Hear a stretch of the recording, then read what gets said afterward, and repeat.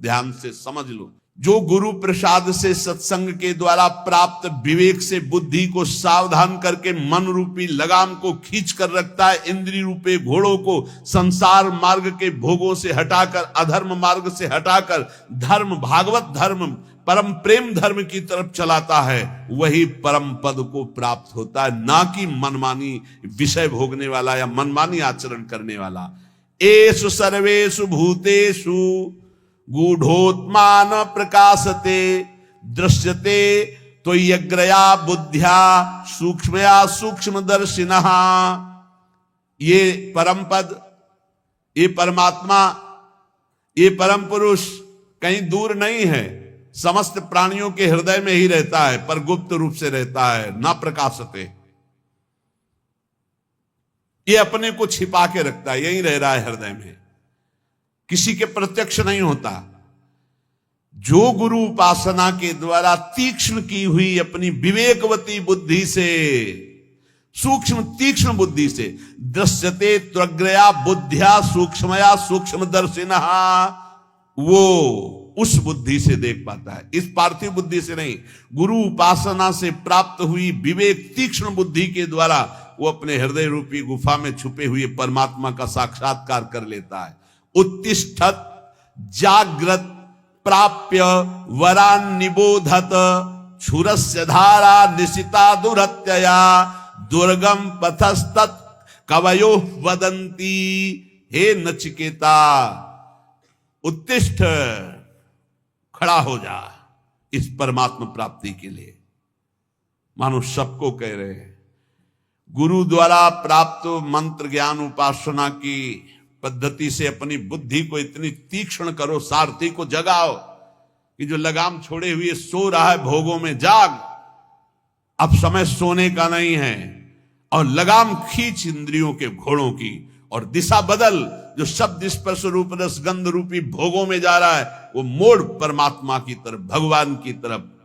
उत्तिष्ठ जागृत, खड़ा हो जा, जग जा मोह निद्रा से, मोह निशा सब सोवनिहारा, देखे स्वप्न अनेक प्रकारा, यही जग जामिनी जागे जोगी, परमार्थी प्रपंच वियोगी।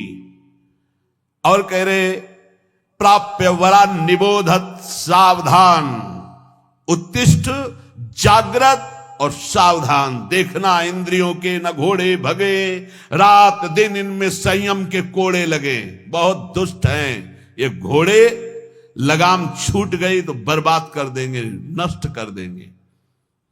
उत्तिष्ठ, हे नचिकेता, खड़ा हो जा,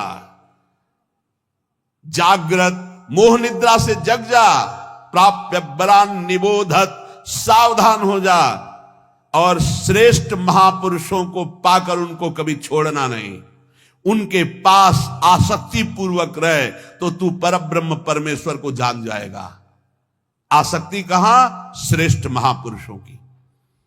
क्षुरस्य धारा निशिता दुरत्यया, क्योंकि ये मार्ग छुरे की धार पर चलना है। वो महापुरुष तुम्हें युक्ति बताएंगे कि कैसे इस पे चल सकते हो। वो त्रिकालज्ञ ज्ञानी जन तत्व ज्ञानी तुम्हें वो सामर्थ्य देंगे कि जो क्षुरस्य धारा निशिता दुरत्यया, जिस मार्ग में चलना बड़ा कठिन है क्योंकि छुरे की धार की तरह है, तो दुर्गम पथस्तत् कवयो वदंती, ये मार्ग बड़ा कठिन कहा जाता है, लेकिन जो गुरु विमुख है उनके लिए, जो सदगुरु कृपा पात्र है उनके लिए नहीं। सेवक श्री हरिवंश के जग भ्राजत गुण गाय, निस्दिन सी हरिवंश हित हरस चरण चितलाय, हरस चरण चितलाय, जपत हरिवंश गिराजस मन शिवत चितलाय, जपत हरिवंश नाम जस, श्री हरिवंश प्रताप नाम नौका निज खेवक, भव सागर सुख तरत निकट हरिवंश जो सेवक। सेवक जी महाराज गर्जना करते हुए कहते, जो रात दिन नाम बाणी में लगे हैं, गुरु चरणों के आसक्त है, सुख पूर्वक भव सागर से तर जाते, उन्हें कोई दुस्तर नहीं है। यहां भी कह रहे श्रेष्ठ महापुरुषों को पाकर आसक्ति पूर्वक उनके संग का त्याग मत करना, उनका सेवन करो तो तुम भव समुद्र से पार हो जाओगे। अग्निर यथैको भुवनम प्रविष्टो, रूपम रूपम प्रतिरूपो बभूव, एकस्तथा सर्वभूतांतरात्मा, रूपम रूपम प्रतिरूपो बहिश्च।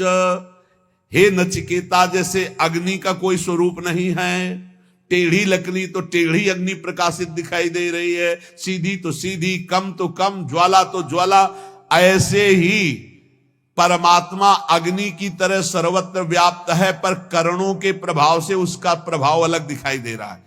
कोई दुष्ट स्वभाव का तो दुष्ट दिखाई दे रहा है, कोई साधु स्वभाव का तो साधु दिखाई दे रहा है, कोई मंद स्वभाव का तो मंद बुद्धि, कोई तीक्ष्ण बुद्धि। लेकिन वो परमात्मा न मंद बुद्धि, न तीक्ष्ण बुद्धि, न साधु, न असाधु।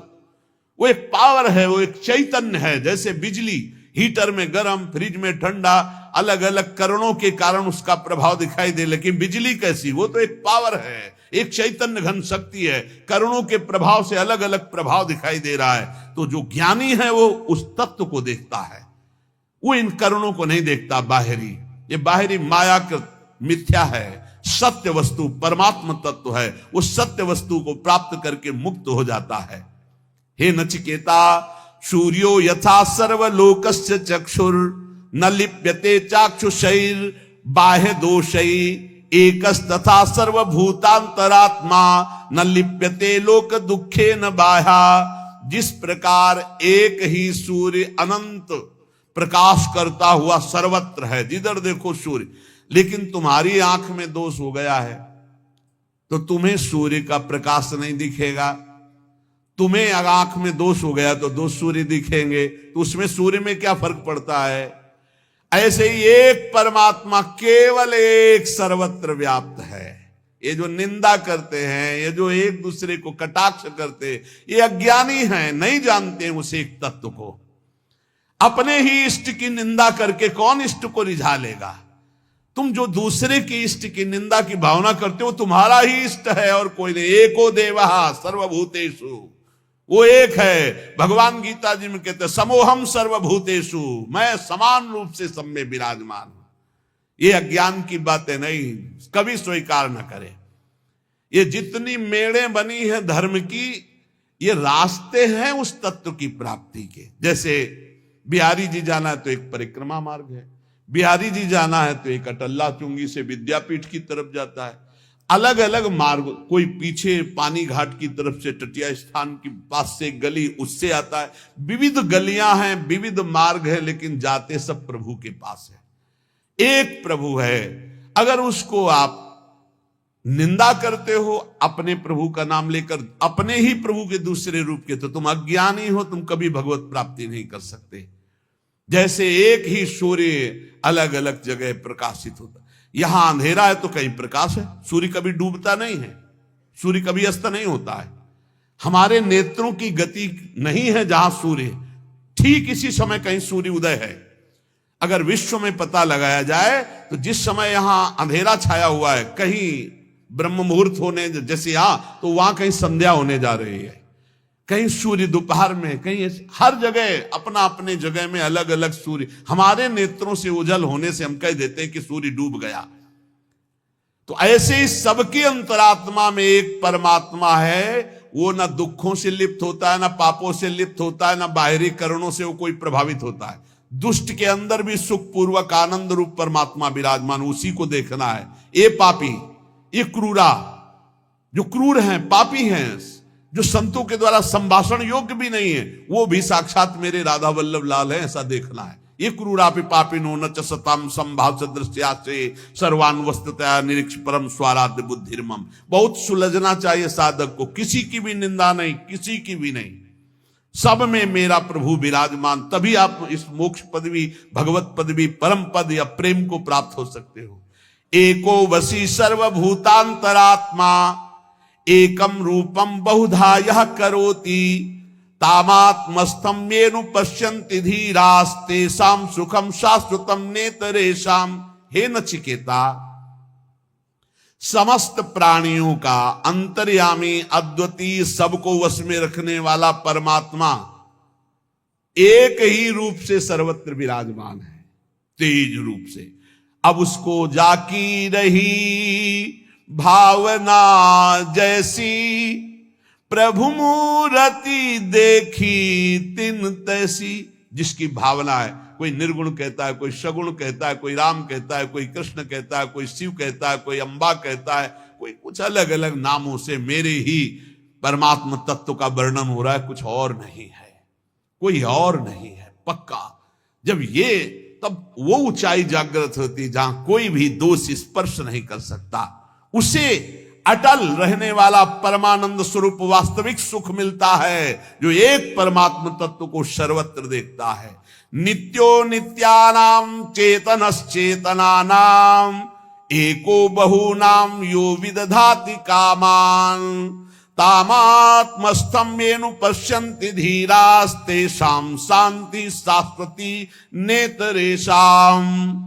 हे नचिकेता, ये परम नित्य स्वरूप है, ये चेतना को भी चेतना प्रदान करने वाला, अकेला अनंत ब्रह्मांडों का सृजन, अनंत ब्रह्मांड के जीवनों को शक्ति देने वाला, वो ब्रह्मा को भी बुद्धि देता है, वो सरस्वती को भी बुद्धि देता है, वो ब्रह्मा का भी ब्रह्मा है, वो सरस्वती का भी सरस्वती। करोड़ों सरस्वती एक साथ मिलकर भी उसकी महिमा का पार नहीं कर सकती। करोड़ों सरस्वती, करोड़ों शेष भी अनंत काल तक अपनी जिह्वाओं से उसकी महिमा का गान करे तो भी वो अगाध अनंत है। अनंत का कैसे कोई अंत पा सकता है? जो अपने अंदर रहने वाले पुरुषोत्तम को अनुभव कर चुका, देख चुका, उसी को अटल प्रेम, अटल शांति मिलती। जैसे भगवत रसिक के हमारे उर वृंदावन और माया काल जहां नहीं व्यापत, जहां रसिक सिरमौर हमारे उर वृंदावन और यहाँ नारायण या गौर श्याम को हृदय निकुंज बसई है। हर समय परमानंद में अटल शांति को प्राप्त होता है। यदा सर्वे प्रमुच्यन्ते कामा ये हृदय श्रिताः अथ मृत्युरमृतो भवत्यत्र ब्रह्म समुस्निते। हे नचिकेता, जिस समय उपासक हृदय में स्थित समस्त कामनाओं का त्याग कर देता है, जिस समय उपासक हृदय में स्थित समस्त कामनाओं का त्याग कर देता है, वो मृत्यु धर्मा नहीं, वो अमर हो जाता है और वही भली भांति ब्रह्म का बोध कर सकता है। जो समस्त कामनाओं का त्यागी है वही भक्ति रस में विलीन होता। सकल कामना हीन जे राम भगति रसलीन।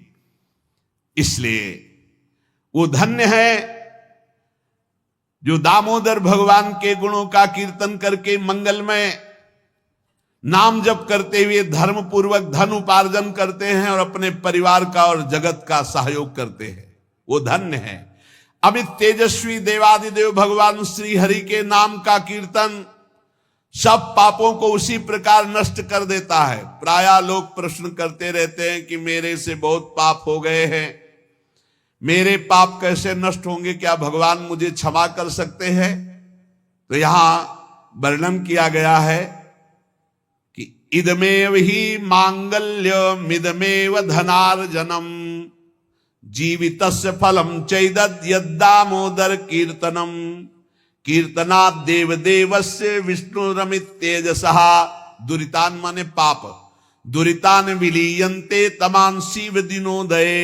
जो भगवान दामोदर श्री कृष्ण चंद्रजू श्री हरि के नाम का कीर्तन करता है, नाम जप करता है, उसके सारे पाप ऐसे ही नष्ट हो जाते हैं जैसे भयानक कोहरा सूर्य उदय होते ही सब का सब खत्म, प्रकाश जागृत हो जाता है। अहम त्वाम सर्व पापेभ्यो मोक्षयिष्यामि मा शुचा। गाथाम गायन्ति ये नित्यम वैष्णवीं श्रद्धयान्विता स्वाध्याय निरताम नित्यम ते नरा परम पदः।